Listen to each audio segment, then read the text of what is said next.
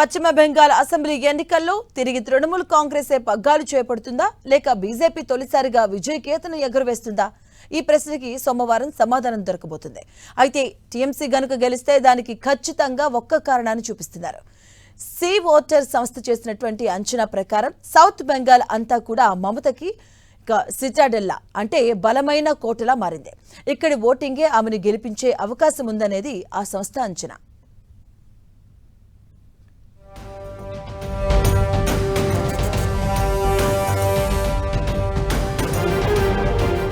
మే 4 ఫలితాలు దీదీ గెలిస్తే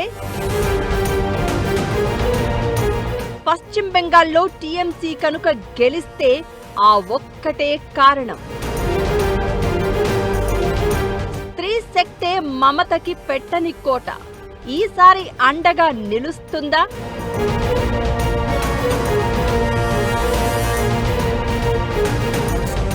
south బెంగాలే Citadel అవుతుందంటూ అంచనా. హోరాహోరీగా సాగిన పశ్చిమ బెంగాల్ ఎన్నికలలో టీఎంసీ గెలుస్తుందని కొన్ని సర్వేలు చెప్తూ ఉండగా కొన్ని మాత్రం సైలెంట్ గా ఉన్నాయి. ఈ నేపథ్యంలో తృణమూల్ కాంగ్రెస్, బీజేపీ అనుకూల వాదనలు రెండూ ప్రచారంలో ఉన్నాయి. వాటిలో బీజేపీకి అనుకూలంగా ఉన్న వాదనను పరిశీలిస్తే ప్రభుత్వ వ్యతిరేకత బలంగా ఉందని కొందరు నమ్ముతున్నారు. ఇది నిజమే అని నమ్మినా 2021 అసెంబ్లీ ఎన్నికల డేటాని చూస్తే టీఎంసీకి బీజేపీ కంటే 10% ఎక్కువ ఓటింగ్ పర్సెంటేజ్ ఉంది. అంటే ఈ గ్యాప్ ని అధిగమించాలంటే బీజేపీకి ఉన్న ఓటింగ్ పర్సెంటేజ్కి మరో 5% అదనంగా తోడు కావాలి.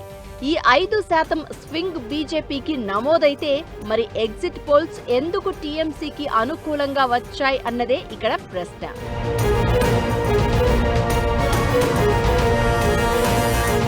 ఇక తృణమూల్ కాంగ్రెస్ కి అనుకూల వాదనని పరిశీలిస్తే ప్రభుత్వ వ్యతిరేకత జనంలో ఎంత ఉన్నా టీఎంసీ చీఫ్ మమతా బెనర్జీతో పోటీ పడే లీడర్ ఎవ్వరూ లేరంటారు. అంతేకాకుండా రాష్ట్రంలో మహిళలను టార్గెట్ చేసుకుని అమలు చేస్తున్న సంక్షేమ పథకాలు ఆ వ్యతిరేకతను బ్యాలెన్స్ చేస్తాయంటున్నారు. అందుకే ఈ మహిళా ఓటర్ల శక్తే తిరిగి దీదీని పీఠంపై కూర్చోబెడుతుంది అంటారు. 2024 లోక్సభ ఎన్నికలు, ఆ తర్వాత జరిగిన కొన్ని రాష్ట్రాల ఎన్నికలను పరిశీలించినప్పుడు ఎవరైతే నిజంగా వెల్ఫేర్ స్కీమ్స్ అమలు చేశారో వారినే జనం గెలిపించారంటున్నారు. అయితే ఎన్నికల సందర్భంగా మాత్రమే హామీలు ఇస్తే మాత్రం తిప్పికొట్టారని చెప్తున్నారు. జార్ఖండ్, హర్యానా, మహారాష్ట్ర, బీహార్లో అధికార పార్టీలే తిరిగి గెలవడానికి ఇదే రీజన్ అనేది వారి వాదన.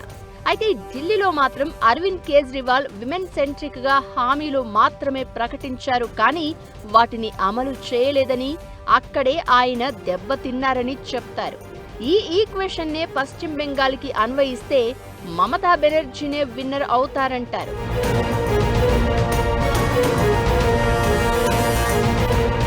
ఫస్ట్ రౌండ్ 152 సెగ్మెంట్లలో 93.19% ఓటింగ్ జరిగింది.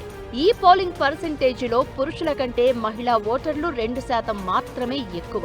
సెకండ్ అండ్ ఫైనల్ రౌండ్ లో 142 సీట్లలో పోలింగ్ 91.66% కాగా ఇక్కడ కూడా మహిళా ఓటర్లు పురుషుల కంటే 2% ఎక్కువ. అయితే వెస్ట్ బెంగాల్లో జరిగిన ప్రచారం పోలింగ్ సరళిని చూస్తే నార్త్ రీజియన్ లో బీజేపీ బాగా దూసుకుపోగా సౌత్ బెంగాల్లో దీదీ కోటని బద్దలు కొట్టలేకపోయింది అంటారు. కోల్కతా, హౌరా 24 సౌత్, 24 నార్త్ పరగణాలు, నాడియా ఏరియాలు ఈ మమతా సిటాడెల్లోనే ఉన్నాయి. ఇక్కడే 108 సీట్లున్నాయి. గత ఎన్నికలలో తృణమూల్ కాంగ్రెస్ కి ఇక్కడ ఏకంగా 97 సీట్లు దక్కాయి. అంటే మెజారిటీకి ఇంకో 51 సీట్లు తెచ్చుకుంటే సరిపోతుంది.